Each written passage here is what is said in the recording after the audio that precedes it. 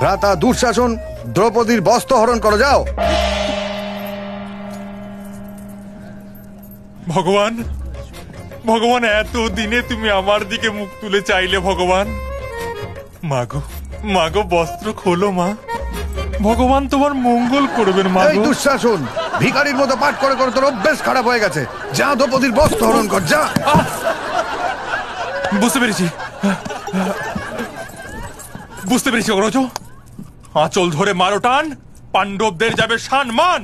এবার হবে দ্রৌপদীর বস্ত্র হরণ। এবার হবে সেই দৃশ্য, যেই দৃশ্য দেখার জন্য আপনারা দূর দূরান্ত থেকে ছুটে এসেছেন। দ্রৌপদীর বস্ত্র হরণ। হাততালি দিন, হাততালি, হাততালি দিন। এই, এতগুলো বয়স্ক লোক বসে আছে, তাদের সামনে তুই বস্ত্র হরণ করবি? তোর লজ্জা করে না? ভিখারির আমার লজ্জা কি পিতামহ? এতদিন মাটি নিয়ে অনেক ঘুরেছি, আজ সুযোগ পেয়েছি। আজ চান্স পে ডান্স মার লেতে। চান্স পে ডান্স করে ডান্স ছিল কি আমি?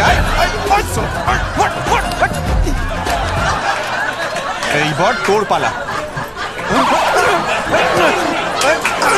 আমাকে মারছো কেন? আমার বাবাই তো আমায় সব শিখিয়েছে।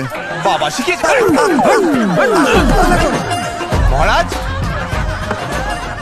পাশা খেলার নাম করে যখন বাড়ির বউকে নিয়ে জুয়া খেলা হচ্ছিল, তখন আপনি কি করছিলেন? আমি তো অন্ধ কাকা, আমি তো কিছু জানি না। কিছু জানি না? সালা, আজকালকার দিনে একটা বাচ্চা সামলানো যায় না, তুই 100টা প্রোডাকশন করলি কি করে রে? যারা দেখতে পায় তাদের তো অনেক কাজ আছে, আমি তো দেখতে পাই না, আমার তো একটাই কাজ। ছোট লোক। আরে আরে আরে, আমাকে মারছো কেন?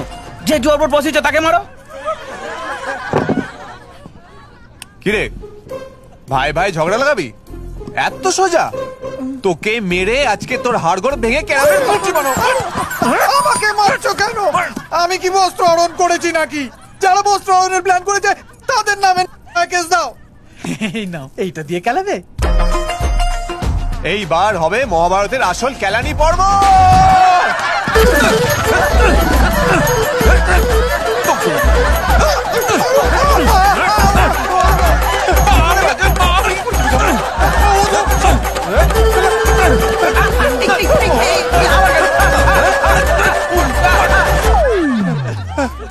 এইবার হবে প্রথম থেকে, ক্যারেক্টার চেঞ্জ। আমি দুর্যোধন, তুই দুঃশাসন। এইবার করবি তুই বস্ত্র হরণ। ভ্রাতা দুঃশাসন, আজ্ঞে অগ্রজ। যাও বস্ত্র হরণ করো। ওকে। বস্ত্র হরণ কর দেখি, যা।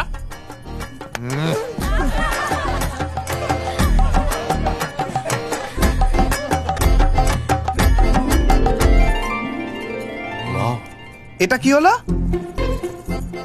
ওর বেলায় ওকে কেলালি, আর নিজের বেলায় গা ডাকলি। এটা কি মহাভারতে ছিল? এটাই হওয়া উচিত ছিল।